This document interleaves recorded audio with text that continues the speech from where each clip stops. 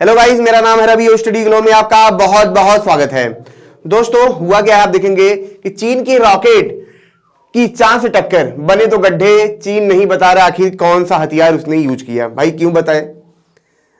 देखिए, हमेशा लोग ये सोचते हैं कि जो आने वाले वक्त में जो युद्ध होगा वो किसकी वजह से होगा? पानी की कमी की वजह से होगा, या तो बढ़ते पॉपुलेशन की वजह से होगा। जब उन्हें किसी और देश को ज्यादा जमीन चाहिए तब युद्ध होगा, लेकिन ऐसा नहीं है।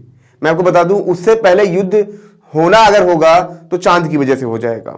जो चांद है दोस्तों, अब ये एक ऐसी चीज बनती जा रही है ना, अब ये सिर्फ उपग्रह नहीं रह गया, ये एक ऐसी चीज बनती जा रही है जिसकी वजह से आप देखेंगे कि आने वाले देश आपस में लड़ेंगे। और यहां पे अगर आप देखेंगे, जो चीन है इसने भी यही चीज किया है। भैया इसने क्या किया है, जैसे एक बिल्ली होती है आपकी दूध पी जाए और कोने में जाके म्याऊं से मुंह बनाए, वही हाल तुम चीन करता है। बताइए, चोरी से ये पता नहीं क्यों करता है, क्या करता है, जाके गड्ढे कर दिया बिना किसी को बताए। अब और रवि सर ने भी 2 गड्ढे कर दिए हैं। बताओ अभी तुमने कहां गड्ढे किए हैं और कैसे किए? इसने भी जैसे चांद पे चाइना ने छेद किया ना, रवि ने भी कहीं पे छेद कर दिया है। नहीं दोस्तों, ऐसा नहीं है। मैं पेड़ लगा रहा था, जमीन में मैंने छेद किया था। कैसे किया बताओ जरा। वो फरसे से मैंने किया था। तो ये एक बिल्ली की तरह आप देखेंगे कि ये गलती करता है और कोने में जाके मुस्कुराता है। लोग पूछते हैं भैया क्यों, क्या किया तुमने? बताता भी नहीं है। बोला भाड़ में जाओ, तुम समझो, तुम्हें जो समझना है। मैंने अपना काम कर दिया है, आने वाले वक्त में जब जरूरत पड़ेगी फिर कर दूंगा। तो ये इनका है। बताया जाता है दोस्तों कि ये क्या कर रहे थे, ये चैंग 5T1 रॉकेट की, ठीक है दोस्तों, इसकी टेस्टिंग कर रहे थे, इसके ऊपर काम कर रहे थे, इनको ले जाके वहां पे टकराना था। अब यहां पे दोस्तों बहुत सारे सवाल उठते हैं। सवाल क्या है कि ये पहले से इस पे लगातार काम कर रहे थे, काफी वक्त से ये काम कर रहे थे। अभी बीच में इन्होंने टक्कर कराई है, लेकिन ये काफी वक्त से 2015 के पहले से ये लगातार इस पे काम कर रहे थे, चांद पे अपने लगातार चीजें भेज रहे थे। ये क्या करते थे, एक्स्ट्रा पेलोड ये क्या करते थे, भेजते थे रॉकेट में। जैसे आप देखेंगे, जब भी चंद्रयान 3 जब लॉन्च हुआ हमारा, तो आप उनकी साइट पे जाके या नासा की साइट पे जाके उनके जो प्रोजेक्ट होते हैं उनका एक एक चीज आप जान सकते हैं कि कौन सा पेलोड, ऊपर वाला पेलोड किस काम का होगा, नीचे वाला किस काम का होगा। तो इनके रॉकेट में एक एक्स्ट्रा पेलोड था। अब वो पेलोड इन्होंने नहीं बताया कि ये किस काम का है। अब इन्होंने लॉन्च कर दिया, लॉन्च हुआ, वहां धमाका भी हुआ। और बाद में क्या होता है दोस्तों, वैज्ञानिक देखते हैं भैया वहां पे 2 बड़े बड़े गड्ढे हैं, भयंकर भयंकर, और एक ही साइज के। कि अलग अलग साइज के हो तो समझ में आए, चलो ठीक है, कोई बाहर से चीज आई होगी, टकराई हुई, गड्ढे बन गए होंगे। लेकिन 2 बड़े बड़े गड्ढे और एक ही साइज के हैं, ये क्या है? इससे वैज्ञानिक और हैरान होते हैं। 2015 में, मैं दोस्तों आपको बता दूं, 2015 में इसके लिए कमेटी बिठाई गई थी, ठीक है, अरिजोना इंस्टीट्यूट करके है। उन लोगों ने, मतलब उन्हें ये काम सौंपा गया था, तो उनकी प्रॉपर जो कमेटी थी लगातार इस पे निगरानी कर रही थी। इन्होंने देखा कि यह उस जगह पे छेद है जहां से हमें कभी भी गड्ढे दिखाई नहीं देते थे। तो 2015 से लगातार ये क्या कर रहे थे, उस पर रिसर्च कर रहे थे, देख रहे थे। और बीच में कुछ वहां पे धमाके भी हुए। तो इनको क्या लगा, पहले इनको ये लगा कि हो सकता है ये कोई उपग्रह हो, कोई उपग्रह के यहां पे टकराया हो, कोई एस्ट्रोनॉट आके टकराया हो। इन्होंने उसका नाम भी दिया। फिर बाद में वो चीज सही साबित नहीं हुई, उसकी एनालिसिस सही साबित नहीं हुई। पीने लगा यार कुछ ये और है। अब और क्या है, इन्होंने क्या सोचा कि हो सकता है ये स्पेस एक्स का बूस्टर हो, उस बूस्टर की वजह से वहां पे गिरा हो, छेद हुआ हो। बूस्टर क्या होता है, मैं दोस्तों आपको बता दूं कि जब रॉकेट लॉन्च होता है एक टाइम के बाद क्या होता है, जो नीचे का जो बूस्टर रॉकेट होता है वो क्या होता है, खत्म हो जाता है, उसका काम खत्म हो जाता है, ठीक है।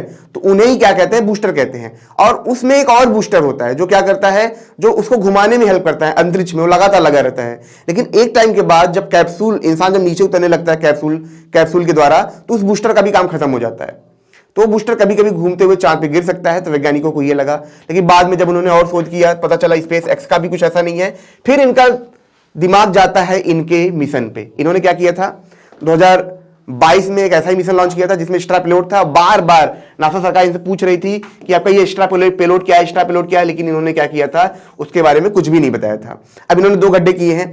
अब मैंने एक चीज बोली थी कि आने वाले वक्त में जो युद्ध होगा इन्हीं की वजह से होगा। वो क्यों होगा इसको हम समझेंगे, लेकिन दोस्तों उससे पहले मैं आपको ये बता दूं कि हमारा फ्लो का कोर्स है, इसे आप जरूर अवेल करें। सिल्वा मेथड दोस्तों, इसको सीखने के लिए लोग बाहर जाते हैं, लाखों रुपए खर्च करते हैं, इसके बावजूद भी वो सीख नहीं पाते हैं, क्योंकि हर किसी के पास ये अपॉर्चुनिटी नहीं होती है कि वहां जा सके। माइंड वैली की साइट पे जाते हैं, 40,000 रुपए खर्च करते हैं और इसके बावजूद भी सारे इंडियंस नहीं ले सकते, क्योंकि हमारे हिसाब से बहुत महंगा है, बहुत महंगा है, कौन जाए इतना खर्च करे।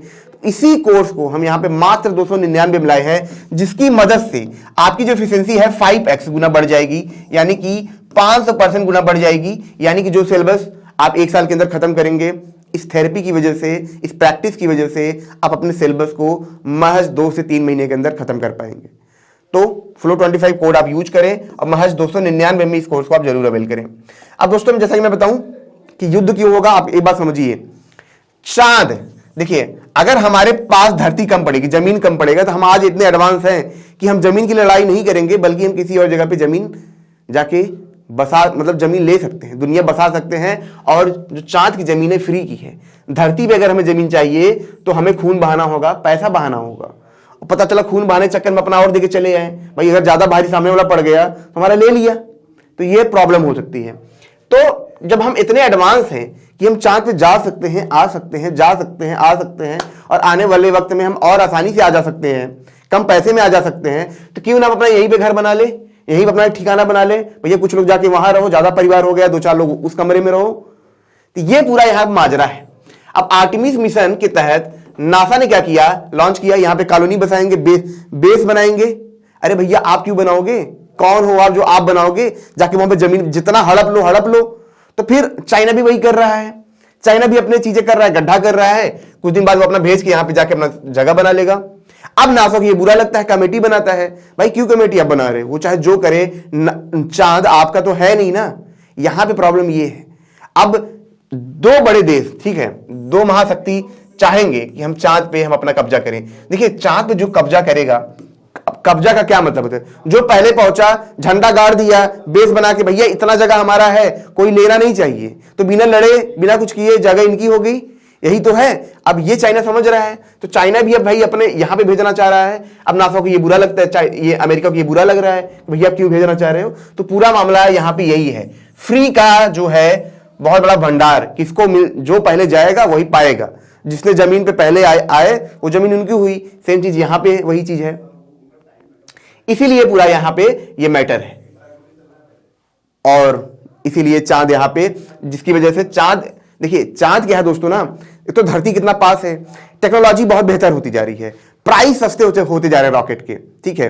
अब जो नासा का प्लान है आर्टेमिस मिशन के तहत, ये क्या करेंगे, चांद पे सीधा बेस बनाएंगे, कॉलोनीज बनाएंगे, यहां पे लोग जाके रहेंगे, फिर वहां से आएंगे, कुछ ड्यूरेशन में रहेंगे। तो आप समझ सकते हैं कि इस हिसाब से यहां पे डेवलपमेंट हो रहा है। तो इसी को देखते हुए हर देश आप देखेंगे, सिर्फ चाइना ही नहीं, आने वाले वक्त में इंडिया, आने वाले वक्त में देखेंगे जापान, ये हर कोई इस पे जाना चाहेगा।